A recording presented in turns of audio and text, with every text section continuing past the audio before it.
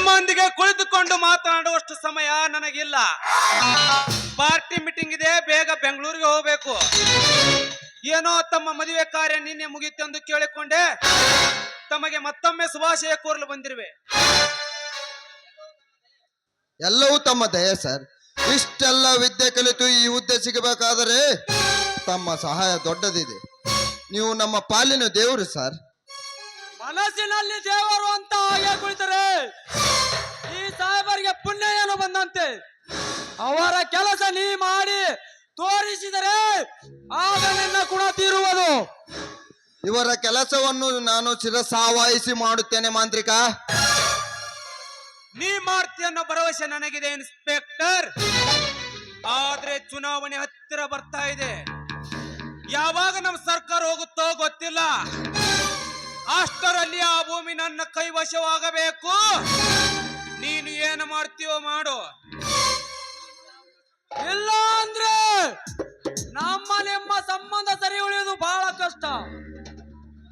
ಈ ಮಾತಿಗೆ ನಾನು ತಪ್ಪೋದಿಲ್ಲ ರೀ. ಈ ಕಾಕೆಯ ಕಸರತ್ತು ಏನಂತ ಅವರಿಗೆ ಚೆನ್ನಾಗಿ ತೋರಿಸುತ್ತೇನೆ. ಆ ನನ್ನ ಬೀರನೇ ಆಗಲಿ ಮತ್ತಾವನೇ ಶೂರನೇ ಆಗಲಿ, ಆ ಕೆಲಸ ನೀ ಮಾಡಿ ಈ ನಿನ್ನ ಅಣ್ಣ ಜೀವಂತ ಜೈಲಿನಲ್ಲಿ ಕೊಳೆಯುವ ಹಾಗೆ ಮಾಡಿಬಿಡು. ನಿನ್ನ ಮರುದಿನವೇ SP ಆಗಿ ಪ್ರಮೋಷನ್ ಮಾಡಿಸಿಬಿಡ್ತೀನಿ. ಹಾಗೆ ಆಗ್ಲಿ ಸರ್. ನೆನಪಿರಲಿ, ಬರ್ತೀವಿ.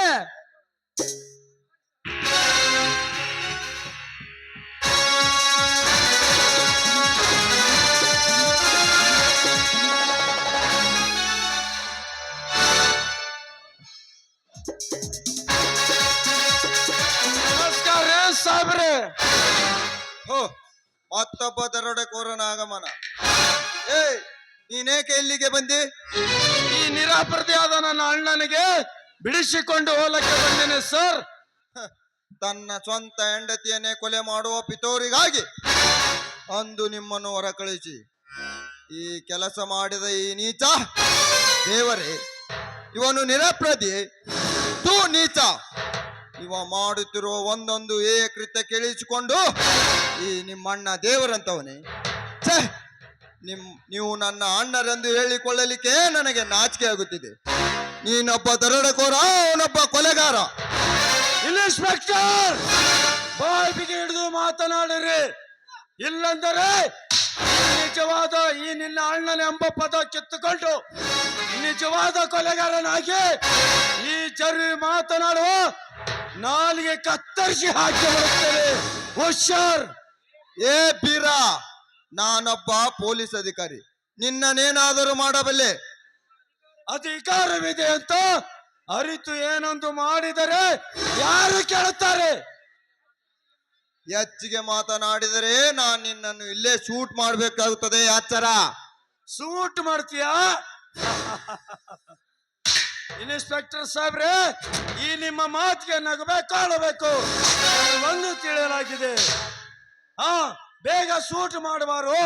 ನಿನ್ನ ತಮ್ಮನಾಗಿ ಪಡೆದು ಮೊದಲು ನನ್ನ ಸೂಟ್ ಮಾಡಬಾರು. ಅಡಿ ಭದ್ರದಲ್ಲಿ ಅಂಗಾಲು ವಲಸು ಆಗುತ್ತೈತಂತ ಹೆಗಲ ಮ್ಯಾಗ ಹೊತ್ತುಕೊಂಡು ಒಳಗೆ ಬಂದಿನಲ್ಲ, ಅದಕ್ಕೆ ಮೊದಲು ಸೂಟ್ ಮಾಡಪ್ಪ. ಸಾಲಿ ಕಲಿಯಾಕ ನನ್ನ ತಮ್ಮ ಯಾರಿಗೂ ಹಿಂದ ಬೀಳಬಾರದಂತ ನನ್ನ ಅಣ್ಣನಿಗೆ ಗೊತ್ತಿಲ್ಲದಂಗೆ ಮರಿ ಹಣ ಕಳಿಸಿದೇನಲ್ಲ, ಅದಕ್ಕೆ ಸೂಟ್ ಮಾಡಬಾರು ತಮ್ಮ. ಮೊದಲು ನನ್ನ ಸೂಟ್ ಮಾಡುವ. ಬೇಷ್, ತುಂಬಾ ಅಭಿನಯ ಮಾಡ್ತಾ ಇದೀಯ. ಈ ನಿನ್ನ ಸಂಭಾಷಣೆಯನ್ನು 100 ಜನ ಕೇಳಿದರೆ ಆಕರ್ಷಿತ್ತು ಅಂತ ಹೋಗಿದ್ದಾರೆ ನಿನ್ನ ಮುಖಕ್ಕೆ. ಕುರಿ ಮಾರಿ ಶಾಲೆ ಕಲಿಸದನಂತೆ, ನನ್ನ ಹೊತ್ತು ತಿರುಗಿದನಂತೆ. ಏ ಭೂಪ, ನೀನ ಯಾರ ಮರಿ ಮಾರಿದ್ಯೋ? ಎಲ್ಲಿವೆ ನಿನ್ನ ಮರಿ? ಎಲ್ಲಿದೆ ನಿನ್ನ ಆಸ್ತಿ? ಈ ಮನೆ ಎಲ್ಲವೂ ನಮ್ಮ ಸೊತ್ತು. ನೀನು ನಮ್ಮ ಅಣ್ಣನೇ ಅಲ್ಲ, ಎಲ್ಲಿಂದ ಬಂದ ಅನಾಥ? ಇನ್ಸ್ಪೆಕ್ಟರ್, ಇನ್ನೊಮ್ಮೆ ನುಡಿಯದಿರು ನನ್ನ ತಮ್ಮನಿಗೆ ಅನಾಥನೆಂಬ ಶಬ್ದವನ್ನು. ನೀನ್ ಈ ರೀತಿ ಮಾತನಾಡಬೇಕಾದರೆ ನಿನಗೇನೋ ಪಾಪ ತುಂಬಿ ಬಂದಂತೆ ಕಾಣುತ್ತದೆ. ನೀ ನನ್ನ ತಮ್ಮನೆಲ್ಲ ರಕ್ತ ಸಂಬಂಧ ದ್ರೋಹಿ. ಸಾಕು, ಮುಗಿಸೋ ನಿನ್ನ ಹಳೆ ಪುರಾಣ. ಪಿಸಿ, ಹೊರಗೆ ಬಿಡಿ ಅವನನ್ನು.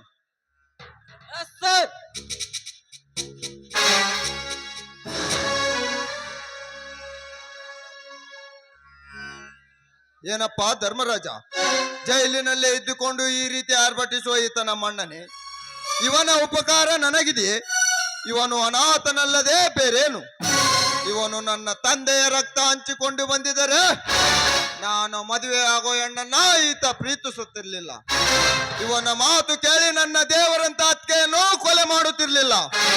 ಹೇಳಿ ಸತ್ಯವನ್ನು. ಸತ್ಯವನ್ನು ತೂಗಿ ನೋಡಿ ಹೇಳಲಿಕ್ಕೆ ಇದು ಪಂಚಾಯಿತಿ ಅಲ್ಲ ಕಣೋ. ಸಣ್ಣವನಾದ ನಿನಗೆ ತಿಳಿಸಿ ಹೇಳಲಿಕ್ಕೆ ಇದು ಮನೆಯೂ ಕೂಡ ಅಲ್ಲ. ಆಸ್ತಿ ಇಲ್ಲದೆ ಒಂದು ಸಂದರ್ಭದಲ್ಲಿ ನಾವು ಅನಾಥರಾಗಿ ಬದುಕುತ್ತಿರುವಾಗ ನನ್ನ ಚಿಕ್ಕಮ್ಮ ಅಂದರೆ ಈ ಬೀರನ ತಾಯಿ ನಮಗೆ 5 ಎಕರೆ ಭೂಮಿ, ಆ ವಾನಿಗೆ 5 ಎಕರೆ ಭೂಮಿ ಕೊಡಿಸಿ ಕೊಟ್ಟು ನಮ್ಮ ಸಂಸಾರಕ್ಕೆ 100 ಕುರಿಗಳನ್ನು ಕೊಡಿಸಿ ನಮ್ಮ ಸಂಸಾರಕ್ಕೆ 2 ಲಕ್ಷ ಹಣವನ್ನು ಕೊಟ್ಟು ನಮಗೆ ನೆರವು ಮಾಡಿ ಈ ಚಿಕ್ಕ ಕೂಸನ್ನೇ ನಮಗೆ ಕೈಗೆ ಕೊಟ್ಟು ಸತ್ತು ಹೋಗಿದ್ದಾಳೆ ಕಣೋ. ಅದೆಲ್ಲ ಸಣ್ಣವನಾದ ನಿನಗೇನು ಗೊತ್ತು? ಹಾಗಾದರೆ ಆ ತೋಟದ ಹೊಲದಲ್ಲಿ ಇವನ ಹೆಸರಿನೊಂದಿಗೆ ನಿನ್ನ ಹೆಸರೇಕಿದೆ? ಕ್ಯಾನ್ಸರ್ ಕಾಯಿಲೆಯಿಂದ ಸಾಯುವ ಇವನ ತಾಯಿ ವಯಸ್ಸಿಲ್ಲದ ಇವನಿಗೆ ಅಜ್ಞಾನ ಪಾಲಕನೆಂದು ಕೂಡಿಸಿ ಹೋಗಿದ್ದಾಳೆ. ಸುಳ್ಳು. ನಾನು ಇದ್ಯಾವುದನ್ನು ನಂಬೋದಿಲ್ಲ. ಪಿಸಿ, ಒಳಗಾಕ್ರಿ ಇವನನ್ನು.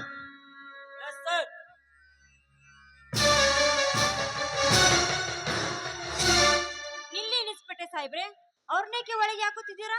ಅದನ್ನು ಕೇಳಲಿಕ್ಕೆ ನೀನ್ಯಾರು? ನಾನು ಯಾರೆಂದು ತೋರಿಸ್ಕೊಡಲಿಕ್ಕೆ ಅಲ್ಲಿಗೆ ಬಂದಿದ್ದೀನಿ. ಬಿಟ್ಟು ಬಿಡಿ ದೇವರನ್ನು. ಬಿಟ್ಟು ಬಿಡಿ ಎಂದು ಹೇಳಲಿಕ್ಕೆ ನೀನೇನು ನನ್ನ ಮೇಲಧಿಕಾರಿನಾ ಅಲ್ಲ ಗ್ರಾಮಂತ್ರಿನ? ಇದು ಯಾವುದು ಅಲ್ಲ, ನಾನು ವಕೀಲ್ ವರದರಾಜ್. ಇವರ ಬಿಡುಗಡೆಗಾಗಿ ಕೋರ್ಟಿಂದ ಬೇಲ್ ತಗೊಂಡು ಬಂದಿದ್ದೇನೆ. ಬಿಟ್ಟು ಬಿಡು ಇವರನ್ನ.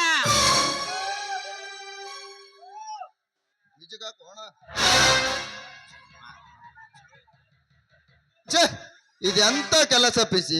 ಬಿಟ್ಟು ಬಿಡಿ ಅವನನ್ನು. ಲಕ್ಷ್ಮಿ, ಇದು ಎಂತ ದೊಡ್ಡ ಉಪಕಾರ ಮಾನಿನದು. ಹಬ್ಬದ ಕಾಲದಲ್ಲಿ ಇರುವವರೆಗೆ ಮಾಡೋದನ್ನು ಆದ್ಯ ಕರ್ತವ್ಯ ದೇವರೇ. ನಿಮ್ಮ ಹೆಸರು ಕೇಳಿದರೆ ಸಾಕು, ಪ್ರತಿ ಜನರು ಕೈ ಮುಗಿದು ಹಿಂದೆ ಸರಿಯುತ್ತಾರೆ. ಮಾಮ ಎನ್ನುವ ಬಾಯಿಯಿಂದ ದೇವರೇ ಎಂದು ಸಂಬೋಧಿಸುವ ಈ ನಿನ್ನ ಸರ್ವ ಬುದ್ಧಿಗೆ ಎಲ್ಲಿಂದ ಉತ್ತರವಿದೆ ತಾಯಿ? ಎಲ್ಲವನ್ನು ಮಾತಾಡೋದು ಸ್ಥಳವಲ್ಲ ದೇವರೇ. ಬನ್ನಿ ಹೋಗೋಣ. ಹೌದು ಬಾರಣ್ಣ, ಮೊದಲು ಮನೆಗೆ ಹೋಗೋಣ. ನಿಲ್ಲಿ. ನಾಳೆ ನನ್ನ ಪಾಲು ನನಗೆ ಕೊಡಬೇಕು, ನಿಮ್ಮ ಪಾಲು ನೀವು ತೆಗೆದುಕೊಳ್ಳಬೇಕು. ನಾಳೆ ಈ ರೀತಿ ಆಗ್ಲೇಬೇಕು. ಆಯ್ತಪ್ಪ, ಹಾಗೇ ಆಗ್ಲಿ.